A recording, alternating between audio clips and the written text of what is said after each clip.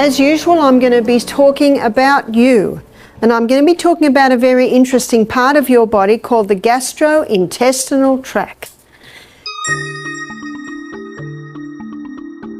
Your gastrointestinal tract is about 8 meters long. It starts at the mouth and it ends up at the other end. And we're going to have a look at what happens to the food on the plate, to break it down to microscopic little particles that then can get absorbed into the blood. Hey everyone, it's Healthborn here, and today we're diving into something that could literally change your life, gut health. You may have heard of Dr. Barbaraoneill, a pioneer in natural health and healing.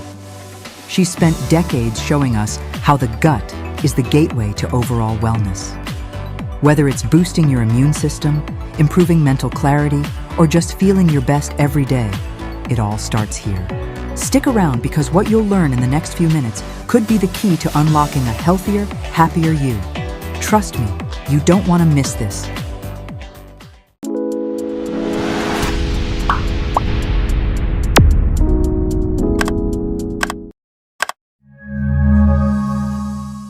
But in this lecture, we're going to look at the fascinating process that breaks that food that you're probably dreaming about, that you had Sunday lunch, to microscopic little particles, absorb it into your blood.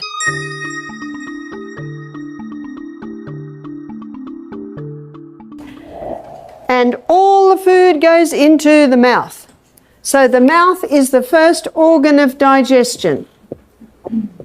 The mouth is the only area that we have say over when it goes in, we have say over what goes in, we have say over the environment surrounding when it goes in. We also have say over how long it's actually in the mouth.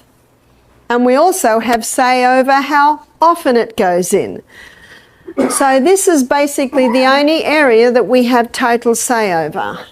The mouth's pH is an alkaline pH, and there are only 2 food groups that are broken down in the mouth. A lot of people don't even realize that anything starts its breakdown in the mouth.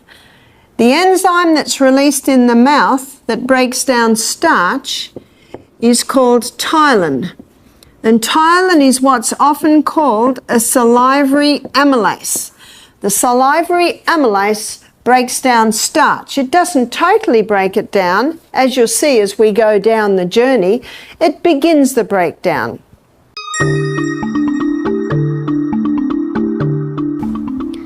When children are born, they have no teeth and they have no salivary amylase. And the first teeth children have when they're, or develop, usually at around the age of 7, 8, 9, 10 months, 11, 12 months of age, are 4 top teeth and 4 bottom teeth. And those teeth are called milk teeth. Do you know why? That's all baby should have, is milk. But it's also taste time. That's a good time to let your baby have a stick of celery to have a little suck on. Maybe a little bit of apple in a net bag to have a suck on. Maybe a little bit of cucumber to suck on. Maybe a little bit of steamed bean to suck on. It's taste time. And when baby is slowly introduced to food like that, it gives their gut time to adjust to the new flavourings coming in. The next teeth that come through are the molars. Now the molars come through back here. Molars grind. And when the molars are fully through, then ptyalin is released by the glands in the mouth, and ptyalin breaks down starch. You see, what we grind, that is your grains. So until the molars are there, baby should not have any grain. And what's the first food that mothers are told to give baby as a rule? Cereal, pure starch. And when it goes into the baby's mouth, it usually comes straight out. Because until the baby has teeth, and even when the baby has teeth, because my babies were breastfed for several years, they suck with their tongue and their top lip. That comes down.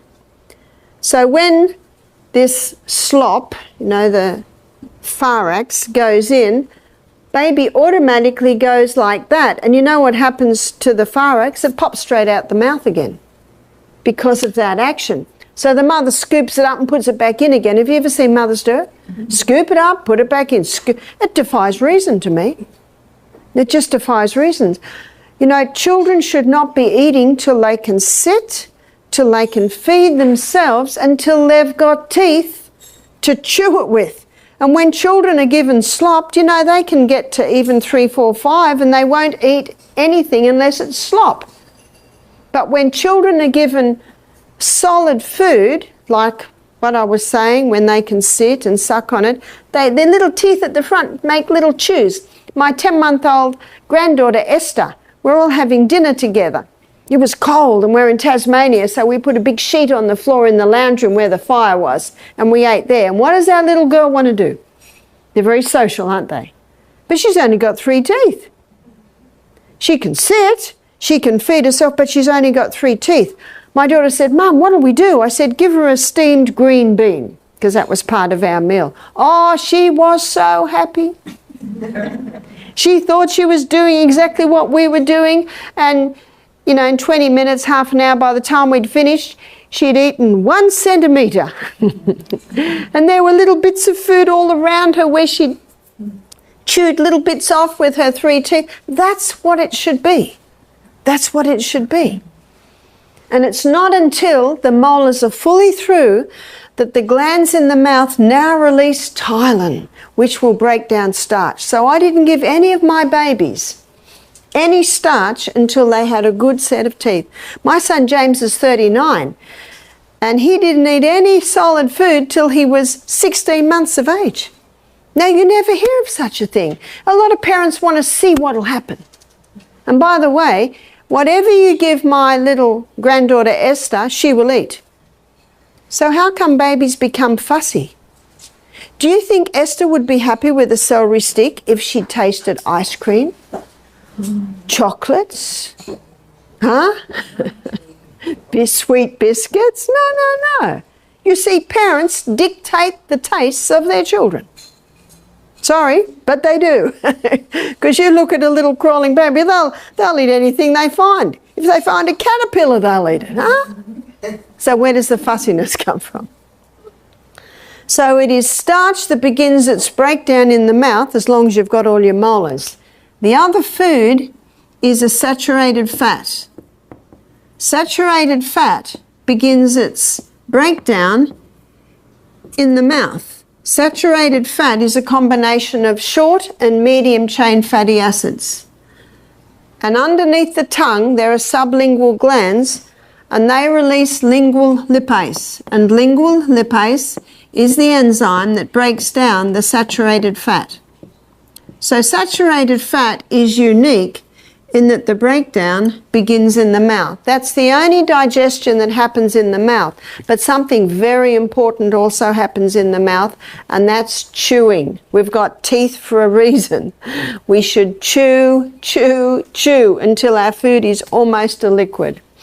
And then the food comes down the esophagus through this little gateway here called the cardiac sphincter and into the stomach.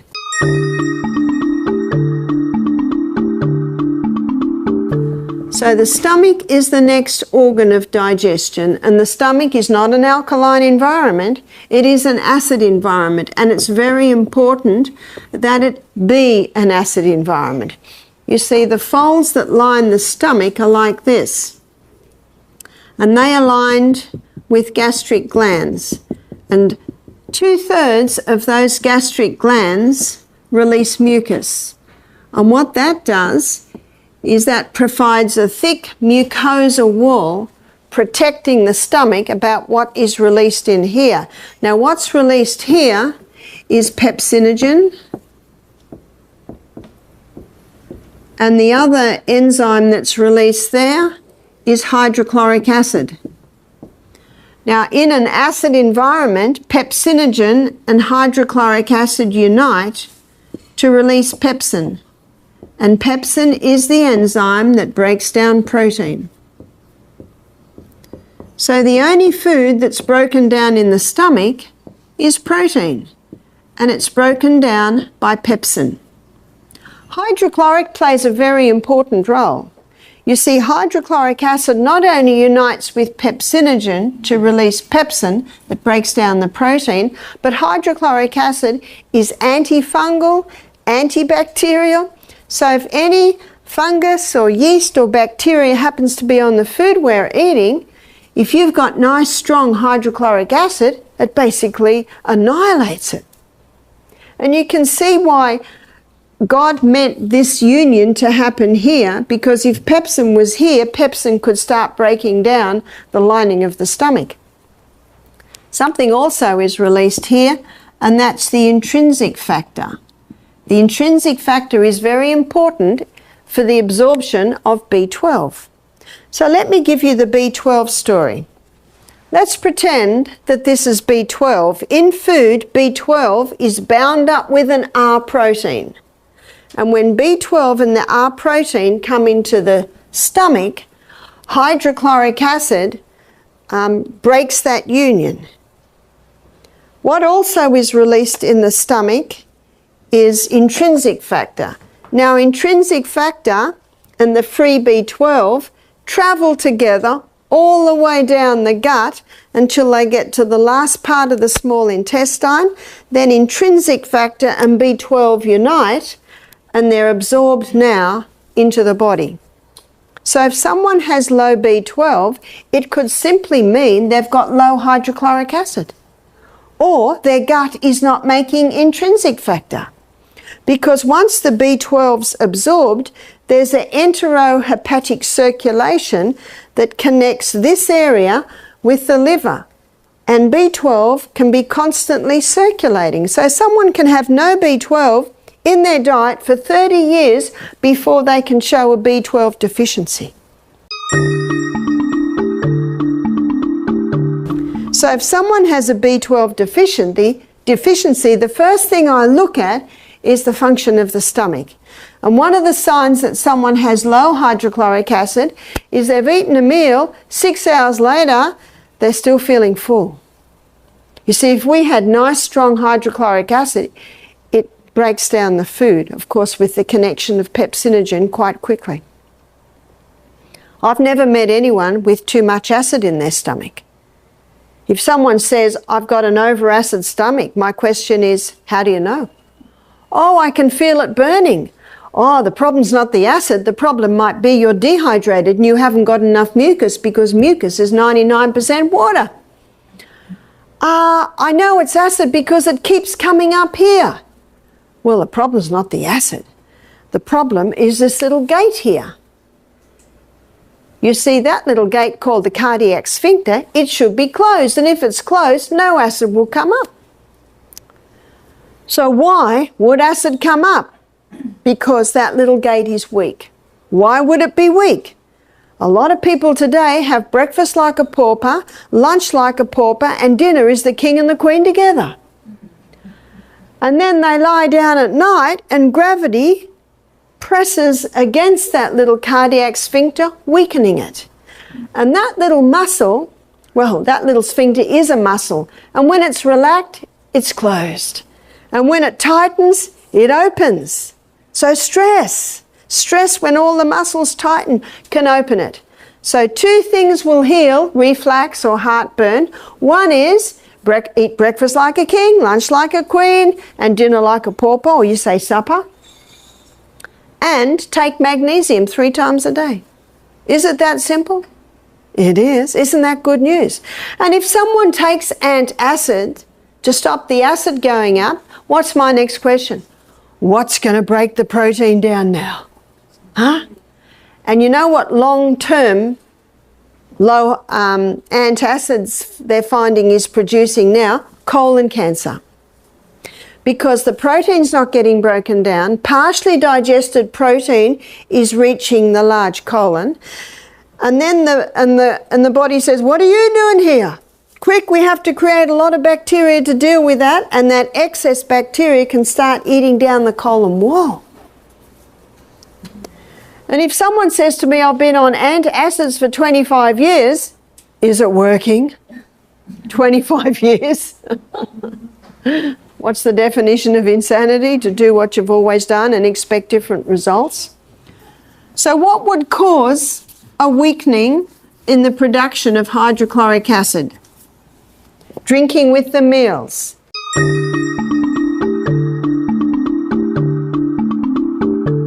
You see, digestion is a chemical process, and that whole reaction I just showed you only happens in an acid environment. If people are drinking with their meals, it waters down the acid so you don't get that connection. And it's an American habit, isn't it? Certainly an Australian habit. Michael and I go to a restaurant and the waiter, what's the first thing he asks? What will you drink? No, we won't have anything to drink. Oh, we'll just bring you water. Now, if we say no, thank you, every waiter in the restaurant is coming to us. You don't have water? We let them put the water there. Okay, that just keeps them quiet. I think it's because people are so busy, they've got no time and they sit to eat. Oh, I haven't drunk. And then they drank water. And a lot of people think they'll just wash the food down. Wash the food down, they basically wash all their digestive enzymes away. We should be stopping water ideally half an hour before the meal, resume about an hour and a half after the meal.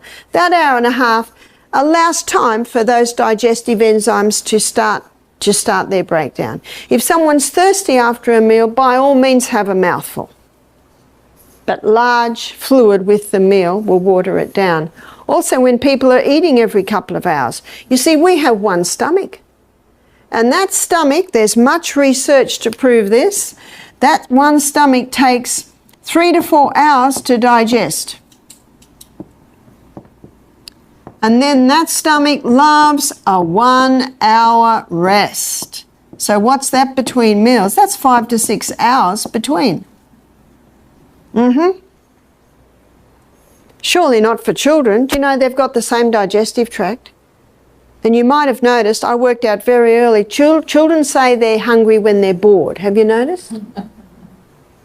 And often, when a hunger pang is experienced between meals, it's often dehydration. One day my son Peter came to me and said, Mum, the water's not doing it anymore. I looked at my watch and said, great, it's lunchtime. When the water's not doing it anymore, it usually is time. It is time to eat. Also, what exhausts the hydrochloric acid is eating large amounts at the end of the day. See, when we go to sleep at night, our stomach wants to sleep too. So if there's a huge meal in there, you know, everything slows down. The digestion's going to be very slow. And when the person wakes up in the morning, do they feel like eating? No. Now, my son James, he's a builder. He works out every day. He's very fit. He eats 4 meals a day. He has breakfast at 5:30, and his metabolism is so fast because he's working so much that he has another meal at 11, and he has another meal, I think, about 4, and he goes to the gym at night and works out, and he has something else to eat about 7:38, and it does him well. Can you see how you've got to play with what works for you? One man said to me, I grew up with 8 brothers. Our mother and father said you're having main meal for breakfast, main meal for lunch, and that's it. He said, we're working hard on the farm. He said, we'd get into our cars and go to town and eat junk at night. That mother would be far wiser to see she's got growing boys who are working hard and provide something for them to eat at night. So a meal at night that would digest quickly would be fruit or a salad or soup. Big growing boys can have 4 bowls of soup, or a protein drink. A protein drink can digest easily. You just got to work out what works for you, and your body will quickly tell you what's working. So that is what's broken down in the stomach. Protein and protein alone. All your starch digestion is put on hold because we're now in an acid stomach. And then we move through and come to the first part of the small intestine, which is called the duodenum.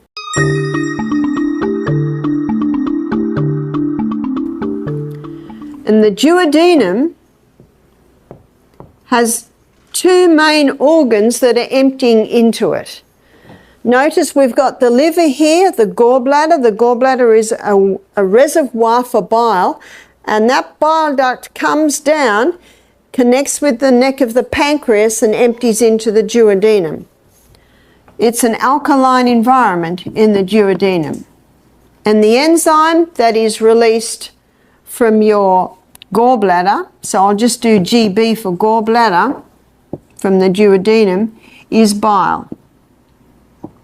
And bile is an enzyme that breaks down long-chain fatty acids, so this is your unsaturated fats. So a lot of those fats are vegetable fats, you know, found in your nuts and your seeds. From the duodenum, the pancreas also releases some enzymes in there. And the pancreas releases pancreatic lipase. And pancreatic lipase does the final breakdown of the unsaturated fats. They're the long-chain fatty acids. So bile starts it, pancreatic lipase finalizes it. The pancreas also releases pancreatic amylase. And remember, ptyalin is a salivary amylase, so the amylase salivary amylase ptyalase starts the digestion, put on hold in the stomach, comes to the duodenum, and pancreatic amylase finalizes the starch digestion. What's also released in the pancreas is trypsin. And trypsin is the enzyme that finalizes protein digestion. So protein digestion is begun in the stomach and finalized in the duodenum under trypsin and chymotrypsin. So these are two enzymes that break down protein. I've got some good news. It's going to get easier now. They're all the big words. From this, students, what's the main organ of digestion? It's the pancreas. Most people think that all of their digestion happens in the stomach, but it is not true.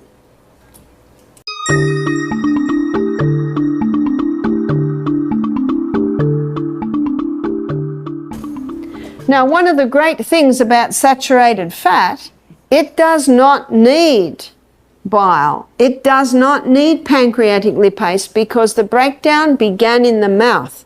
So people with liver, gallbladder problems, pancreatic problems, what's the best fat for them?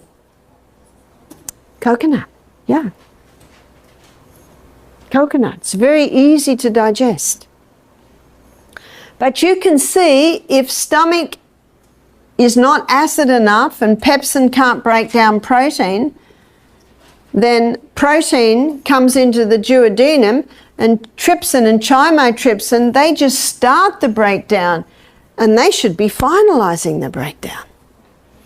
At every stage, every organ's role is very important. And if the person ate too fast and didn't give time for the ptyalin to begin starch digestion, and undigested starch gets to the pancreas, pancreatic amylase starts the breakdown, whereas it should be finishing it. Most of your nutrients are absorbed before you get halfway through the small intestine.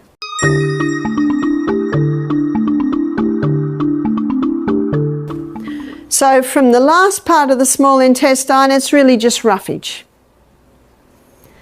And when the contents of the small intestine gets into the large colon, it's usually mostly liquid. But let's go back to where the food's absorbed, which I call the grand finale of digestion. The small intestine is lined with villi that look like this.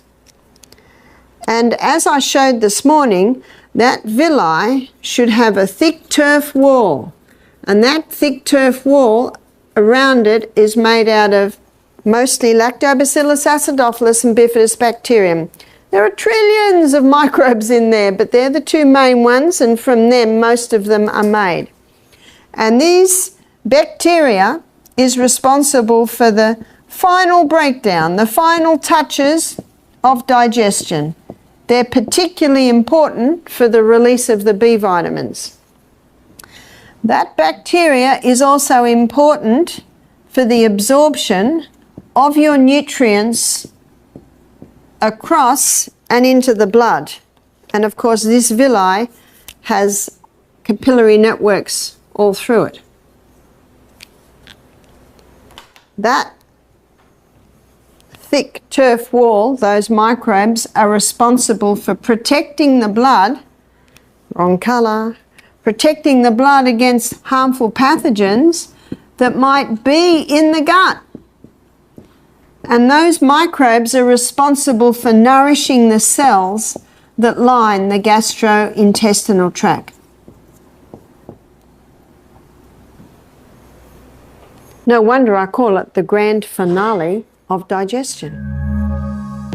Taking care of your gut is essential for overall health, and by making a few simple adjustments to your eating habits, you can greatly improve digestion naturally. From understanding how different parts of your digestive system work to making better choices about when and what you eat, these tips from Dr. Barbaraoneill can guide you on the path to a healthier gut. If you found this video helpful, please like, share, and subscribe to support our channel. Stay tuned for part 2 and see you on the next video.